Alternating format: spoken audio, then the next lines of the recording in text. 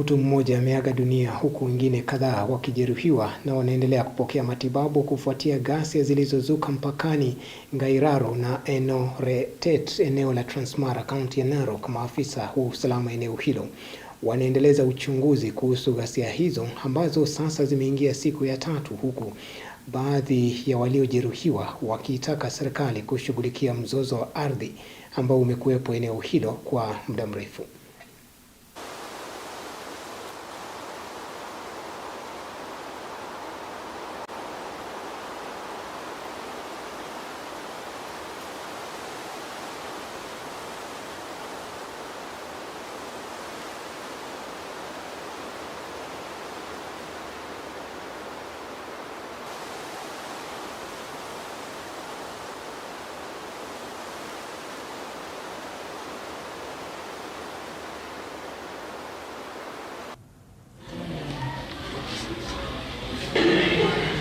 Nduru ikaanza saa 11, saa 12 wakafika kwa maboma.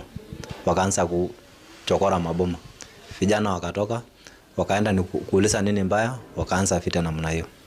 Watu wakapigana, serikali ikakuja ikagawa hawa.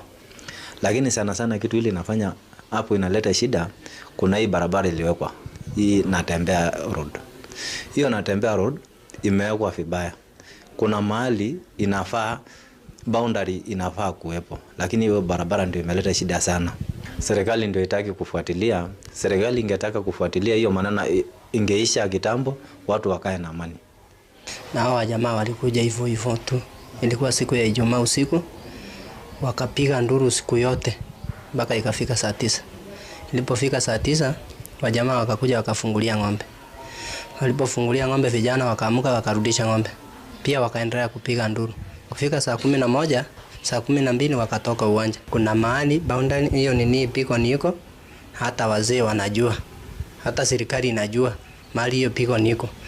Sasa hiyo shamba ikifuatiliwa na hiyo mapigwa, vita